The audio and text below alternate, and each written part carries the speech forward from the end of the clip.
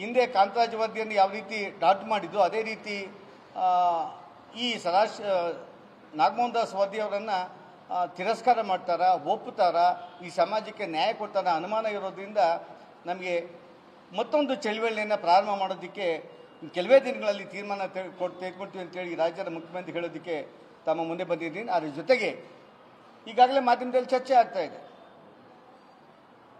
ನಾಗಮೋಹನ್ ದಾಸ್ ವರದಿ ಕೊಟ್ಟಾಗ ಒಂದು ಪತ್ರಿಕೆಯಲ್ಲಿ ಒಂದೊಂದು ಬರ್ತಾ ಇತ್ತು.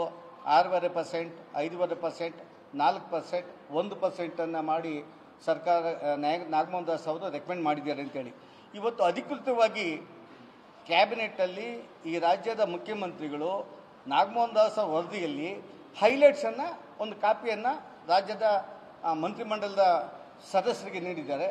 ಆ ಮಾಧ್ಯಮದಲ್ಲಿ ಸೋರಿಕೆ ಆಗೋ ರೀತಿಯಲ್ಲಿ ಅವರು 5 ಗುಂಪುಗಳನ್ನು ಮಾಡಿದ್ದಾರೆ ಅಂತೇಳಿ. ಒಂದು ಅಲಿಮಾರಿ ಗುಂಪು 59 ಸಮುದಾಯಗಳನ್ನು ಸೇರಿಸಿದ್ದಾರೆ ಅಂತೇಳಿ, ಮತ್ತೊಂದು ಬಿ ಗುಂಪು 18 ಸಮುದಾಯಗಳನ್ನು ಬಿ ಗುಂಪಿಗೆ ಸೇರಿಸಿದೆ ಅಂತೇಳಿ, ಸಿ ಗುಂಪಿಗೆ 17 ಗುಂಪುಗಳನ್ನು ಸೇರಿಸಿದ್ದಾರೆ ಅಂತೇಳಿ, ಮತ್ತು AKADಗೆ ಅನ್ನೋ ಇನ್ನೊಂದು ಈ ಗುಂಪಿಗೆ 3 ಗುಂಪುಗಳನ್ನು ಸೇರಿಸಿ ವರ್ಗೀಕರಣ ಮಾಡಿದ್ದಾರೆ ಅಂತೇಳಿ ಡೇಟಾ ಬಂದಿರೋದು. ನಾನು ಎಲ್ಲರ ಬಗ್ಗೆ ಮಾತಾಡೋಕ್ಕೆ ಹೋಗೋದಿಲ್ಲ. ಮಾದಿಗ ಸಮುದಾಯದ ಜನಸಂಖ್ಯೆ 33 ಲಕ್ಷ ಇದೆ ಅಂತೇಳಿ ಮಾಧುಸ್ವಾಮಿ ವರದಿಯಲ್ಲಿ ಆ ಡೇಟಾನು ಹೇಳಿದರು. ಇವರು ಇಲ್ಲ ಸರಿಯಾಗಲಿಲ್ಲ, ತಿರಸ್ಕಾರ ಮಾಡಬೇಕು, ಇದು ಅನ್ಯಾಯ ಮಾಡ್ತಾ ಇದ್ದಾರೆ, ಜನಸಂಖ್ಯೆ ಸರಿಯಾಗಿ ಬರಲಿಲ್ಲ ಅಂತೇಳಿ ಮಾದಿಗರು ಹೆಚ್ಚಿಲ್ಲ ಅಂತೇಳಿ ಅನೇಕ ಚರ್ಚೆಗಳು ಈ ರಾಜ್ಯದ ಮಾಧ್ಯಮದಲ್ಲಿ ಆಗಿತ್ತು. ಇವತ್ತು ವರದಿಯಲ್ಲಿ 37 ಲಕ್ಷ ಈ ರಾಜ್ಯದಲ್ಲಿ ಮಾದಿಗರಿದ್ದಾರೆ ಅಂತೇಳಿ ಅಲಿಮಾರಗಳಲ್ಲಿರ್ತಕ್ಕಂಥ ಮಾದಿಗ ಸಮುದಾಯಗಳನ್ನ AKADಯಲ್ಲಿರ್ತಕ್ಕಂಥ ಮಾದಿಗ ಸಮುದಾಯವನ್ನು ಹೊರತುಪಡಿಸಿ AKADಯಲ್ಲಿ ಮಾದಿಗ ಸಮುದಾಯ ಇದೆ, ಅಲಿಮಾರಿ ಸಮುದಾಯದಲ್ಲಿ ಮಾದಿಗ ಸಮುದಾಯ ಇದೆ. ಅದನ್ನು ಹೊರತುಪಡಿಸಿ ಕೇವಲ ಮಾದಿಗ ಒಂದು ಗುಂಪು, ಹೋಮೋಜಿನಿಯಸ್ ಗುಂಪು ಏನಿದೆ, ಆ ಹೋಮೋಜಿನಿಯಸ್ ಗುಂಪು 37 ಲಕ್ಷ ಮಾದಿಗರು ಕರ್ನಾಟಕದಲ್ಲಿ ಇದ್ದಾರೆ ಅಂತೇಳಿ ಈ ರಾಜ್ಯದ ಮುಖ್ಯಮಂತ್ರಿಗಳು ತಮ್ಮ ಕ್ಯಾಬಿನೆಟ್ ಸಚಿವರು ಕೊಟ್ಟಿದ್ದ ಪತ್ರದ ಇದೆ ಅನ್ನೋದೇ ಸೋರಿಕೆ ಆಗಿದೆ. ಅದ್ರ ಜೊತೆಗೆ ನಮ್ಮ ಬಲಗೈ ಸಮುದಾಯ ಕೇವಲ 30 ಲಕ್ಷ ಇದ್ದಾರೆ ಅಂತೇಳಿ ಈ ವರದಿಗಳನ್ನು ಮಾಧ್ಯಮದಲ್ಲಿ ಅಥವಾ ಪತ್ರಿಕೆಗಳಲ್ಲಿ ಸೋರಿಕೆ ಆಗ್ತಾ ನೋಡಿದಾಗ ರಾಜ್ಯದ ಮುಖ್ಯಮಂತ್ರಿಗಳಲ್ಲಿ ಈ ರಾಜ್ಯದ ಮಾದಿಗ ಒಕ್ಕೂಟಗಳು, ಮಾದಿಗರ ಎಲ್ಲ ನಾಗರಿಕರು, ವಿದ್ಯಾರ್ಥಿಗಳು ಒತ್ತಾಯವನ್ನು ಮಾಡೋದು ಜನಸಂಖ್ಯೆ ಆಧಾರದ ಮೇಲೆ ಮತ್ತು ಬ್ಯಾಕ್ವರ್ಡ್ನೆಸ್ ಮೇಲೆ ನಿಮ್ಮ ನಾಗಮೋಹನ್ ದಾಸ್ ಅವರು ಕೊಟ್ಟಿರ್ತಕ್ಕಂಥ ವರದಿ ಆಧಾರದ ಮೇಲೆ ನಮಗೆ ಆಂಜನೇಯವರಿಗೆ ಏನು ಒತ್ತಾಯ ಮಾಡಿದ್ದಾರೆ 8% ಈ ರಾಜ್ಯದ ಮಾದಿಗರಿಗೆ ಕೊಡಬೇಕಾಗಿ ಬರ್ತದೆ.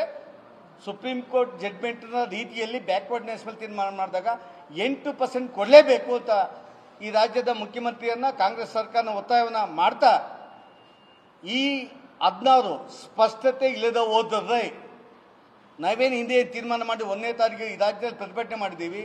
ಭವಿಷ್ಯದ ಮುಂದಿನ ದಿನಗಳಲ್ಲಿ ನಮಗೆ ನೇರವಾಗಿ ಆ ಡಿಜಿಟಲ್ ರಿಪೋರ್ಟ್ ಏನಿದೆ, ಇದು ಉದ್ಯೋಗದಲ್ಲಿ ನಾವೆಲ್ಲ ನೋಡ್ತಾ ಇದ್ದೀವಿ. ನಾನೀಗ ಉದ್ಯೋಗದಲ್ಲಿ ಎಷ್ಟು % ಪಡೆದಿದ್ದೀವಿ, ಮತ್ತು ಮನೆಗಳು ಎಷ್ಟು % ಪಡೆದಿದ್ದೀವಿ, ಎಕನಾಮಿಕಲ್ ವೀಕ್ ಎಲ್ಲ ಡೇಟಾ ನಮ್ಮ ನಾಗಮೋಹನ್ ದಾಸ್ ಪಡೆದಿದ್ದಾರೆ. ಆ ಎಲ್ಲದರಲ್ಲೂ ಡ್ರಾಪ್ಔಟ್ಸ್ ಅಂದರೆ ರೇಟನ್ನು ನೋಡಿದ್ರೆ ನಮಗೆ ಗಾಬರಿ ಆಗ್ತದೆ. ಮಾದಿಗರು ಡ್ರಾಪ್ಔಟ್ಸ್ ಇರ್ಬೋದು, ಬಲಗೈ ಡ್ರಾಪ್ಔಟ್ಸ್ ಇರ್ಬೋದು, ಅಥವಾ ಇನ್ನು ಲಂಬಾಣಿ ಬಹುಗಳು ಡ್ರಾಪ್ಔಟ್ಸ್ ಇದೆಲ್ಲ ನೋಡಿದಾಗ ನಮಗೆ ಗಾಬರಿ ಆಗ್ತದೆ. ತಾವೇನು ಈ ದೇಶದ ಸುಪ್ರೀಂ ಕೋರ್ಟ್ ಚಂದ್ರಚೂಡ್ ಅವರ ಜಡ್ಮೆಂಟಲ್ಲಿ 38/2 ಆರ್ಥಿಕ ಸಮಾನತೆಗೆ, ಸಾಮಾಜಿಕ ಸಮಾನತೆ ಕೊಡುವ ದಿಕ್ಕಿನಲ್ಲಿ ರಾಜ್ಯಗಳ ಜವಾಬ್ದಾರಿ ಇದೆ. ಆ ದಿಕ್ಕಿನಲ್ಲಿ ವಿಶೇಷ ಯೋಜನೆಗಳನ್ನು, ವಿಶೇಷ ಮೀಸಲಾತಿಯನ್ನು ಕೊಡುವ ದಿಕ್ಕಿನಲ್ಲಿ ಪ್ರಾಮಾಣಿಕ ಪ್ರಯತ್ನ ಮಾಡ್ತಾ ಹೋದರೆ ಇವತ್ತೇನು ನಮ್ಮ ಕಣ್ಣು ತೆರೆಸಿದ್ದೀರಾ, ಬಹಳ ವರ್ಷಗಳಿಂದ ವಂಚಿತರಾಗಿದ್ದೀವಿ. ಜನಸಂಖ್ಯೆ ಹೆಚ್ಚಿದ್ದೂ ಸಹ ಬಡ್ಜೆಟಲ್ಲಿ ಇರ್ಬೋದು, ಮಂತ್ರಿಮಂಡಲದಲ್ಲಿ ಇರ್ಬೋದು, ಅಥವಾ ಜಿಲ್ಲಾ ಪಂಚಾಯತ್, ತಾಲೂಕು ಪಂಚಾಯತ್ ಇರಬಹುದು, ಎಲ್ಲ ಆ್ಯಂಗಲ್ಗಳಲ್ಲಿ ಈ ರಾಜ್ಯದಲ್ಲಿ ಹೆಚ್ಚು ಜನಸಂಖ್ಯೆ ಇದ್ದೂ ಸಹ ವಂಚಿತರಾಗ್ತಾ ಇದ್ದೀವಿ. ಅದಕ್ಕೆ ನ್ಯಾಯ ಕೊಡೋ ದಿಕ್ಕಿನಲ್ಲಿ ಇಡೀ ಮಾದಿಗ ಸಮುದಾಯ ಎಲ್ಲರ ನಾಯಕತ್ವದಲ್ಲಿ ಹೋರಾಟಕ್ಕೆ ಇಳಿತೀವಿ. ಎಚ್ಚೆತ್ಕೊಳ್ಬೇಕಂತ ಈ ರಾಜ್ಯ